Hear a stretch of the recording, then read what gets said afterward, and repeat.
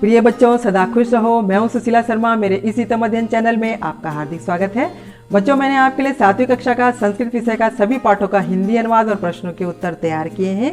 तो आज हम हल करेंगे प्रश्नोत्तर पाठ 12 विद्याधनम के, और इस पाठ का हिंदी अनुवाद इस वीडियो के डिस्क्रिप्शन में दिए हुए लिंक पर जाकर आप देख सकते हैं। तो चलिए शुरू करते हैं प्रश्नोत्तर। इससे पहले देखिए ये छोटी सी झलक।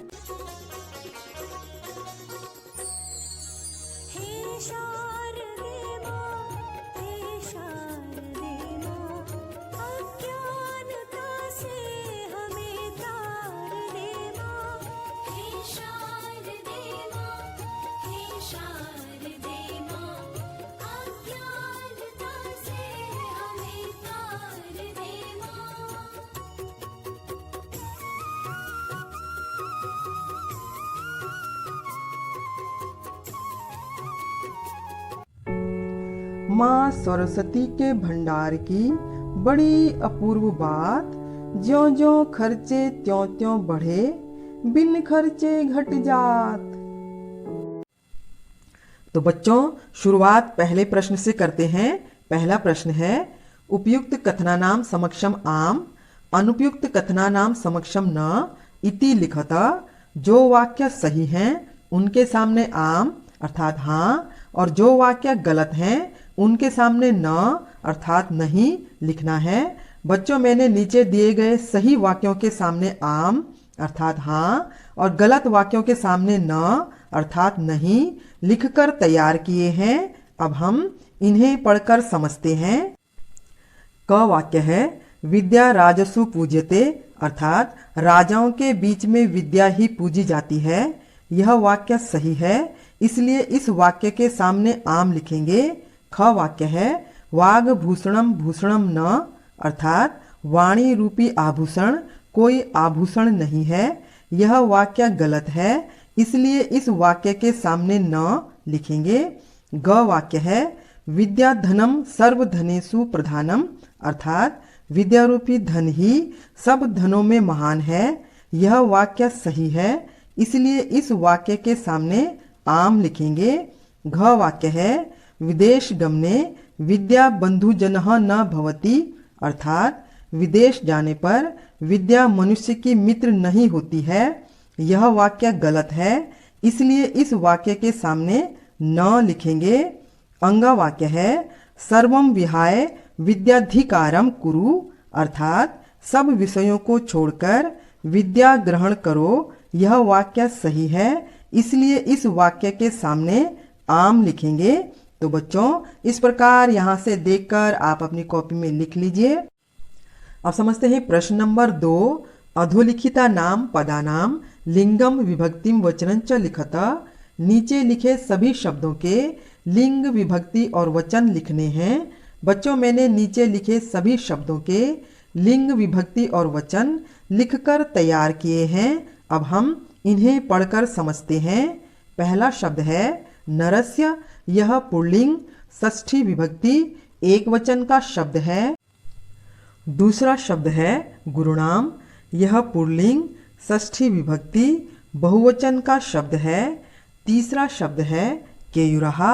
यह पुल्लिंग प्रथमा विभक्ति बहुवचन का शब्द है। चौथा शब्द है कीर्तिम।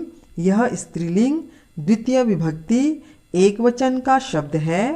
पांचवा शब्द है भूषणानि। यह नपुंसकलिंग प्रथमा विभक्ति बहुवचन का शब्द है। तो बच्चों, इस प्रकार यहाँ से देखकर आप अपनी कॉपी में लिख लीजिए। अब समझते हैं प्रश्न नंबर 3। श्लोकांशान योज्यत। नीचे दिए गए श्लोक अंशों को जोड़ना है। बच्चों, मैंने नीचे दिए गए क और ख श्लोक अंशों को नंबरों के द्वारा लिखकर तैयार किए हैं। तो चलिए अब हम इन्हें पढ़कर जोड़ते हैं। पहला श्लोक है, विद्या राजसु पूज्यते न हि धनम विद्या विहीनः पशुः। दूसरा है, केयुरहा न विभूषयन्ति पुरुषम हारा न चंद्रोज्ज्वलः। तीसरा है, न चौरहार्यम न च राजहार्यम न भ्रातृभाज्यम न च भारकारी। चौथा है, सत्कारायतनम कुलस्य महिमा रत्नैर विना भूषणम। पांचवा है, वाण्येका समलंग करोति पुरुषम या संस्कृता धार्यते। तो बच्चों इस प्रकार यहाँ से देखकर आप अपनी कॉपी में लिख लीजिए। अब समझते हैं प्रश्न नंबर 4। एक पदेन प्रश्नानाम उत्तराणि लिखत। नीचे लिखे सभी प्रश्नों के उत्तर एक शब्द में लिखने हैं। बच्चों मैंने नीचे लिखे सभी प्रश्नों के उत्तर एक शब्द में लिखकर तैयार किए हैं। अब हम इन्हें पढ़कर समझते हैं।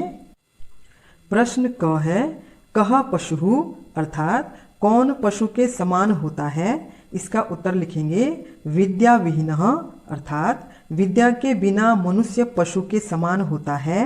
प्रश्न ख है, का भोग करी अर्थात कौन भोग साधन प्रदान कराती है। इसका उत्तर लिखेंगे विद्या भोग करी अर्थात विद्या ही भोग साधन प्रदान कराती है। प्रश्न ग है, के पुरुषम न विभूषयन्ति अर्थात कौन सी वस्तुएं पुरुष की शोभा को नहीं बढ़ाती है।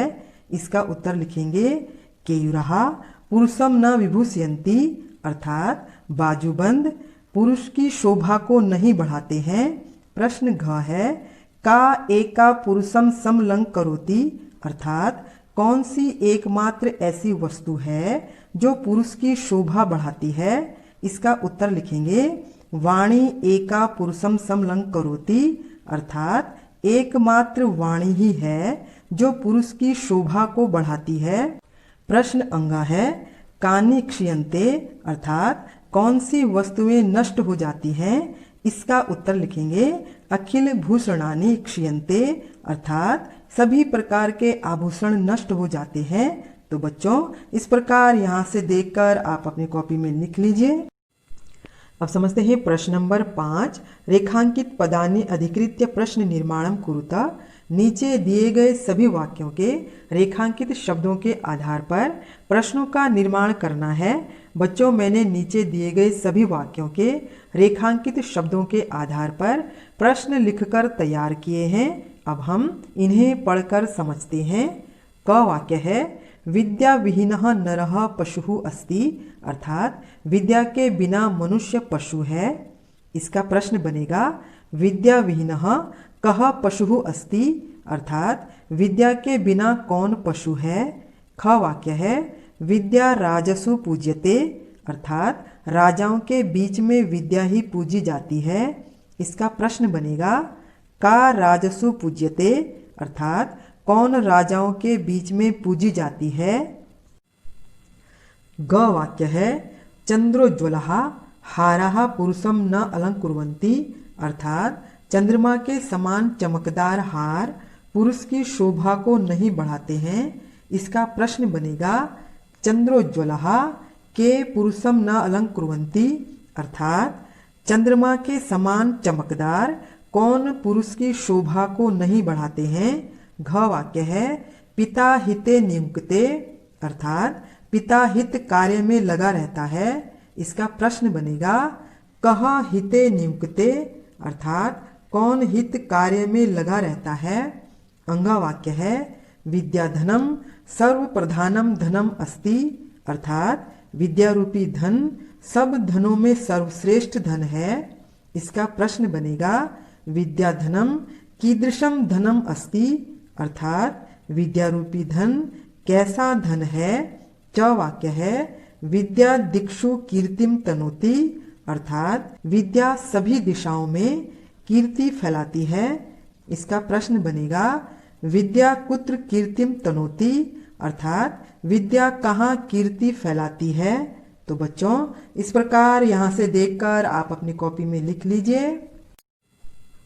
अब समझते हैं प्रश्न नंबर 6। पूर्ण वाक्येन प्रश्नानाम उत्तराणि लिखत। नीचे लिखे सभी प्रश्नों के उत्तर पूर्ण वाक्यों में लिखने हैं। बच्चों मैंने प्रश्न नंबर 6 के सभी प्रश्नों के उत्तर इस पेपर में लिखकर तैयार किए हैं ताकि आप आसानी से समझ सकें। तो चलिए अब हम इन्हें पढ़कर समझते हैं। प्रश्न क है, गुरुणाम गुरुहु का अस्ति गुरुओं की गुरु कौन है। उत्तर लिखेंगे गुरुणाम गुरुहु विद्या अस्ति गुरुओं की गुरु विद्या है। प्रश्न ख है, कीदृशी वाणी पुरुषम समलंग करोति कैसी वाणी पुरुष को अच्छी तरह सुशोभित करती है। उत्तर लिखेंगे संस्कृता धार्यते वाणी पुरुषम समलंग करोति। संस्कार युक्त वाणी पुरुष को अच्छी तरह सुशोभित करती है। प्रश्न ग है, वे कृते किम वर्धते, खर्च करने पर कौन बढ़ता है। उत्तर लिखेंगे, वे कृते विद्याधनम वर्धते, खर्च करने पर विद्या रूपी धन बढ़ता है। प्रश्न घ है, भाग्य अक्षये आश्रयः कः, भाग्य खराब होने पर कौन सहारा देती है।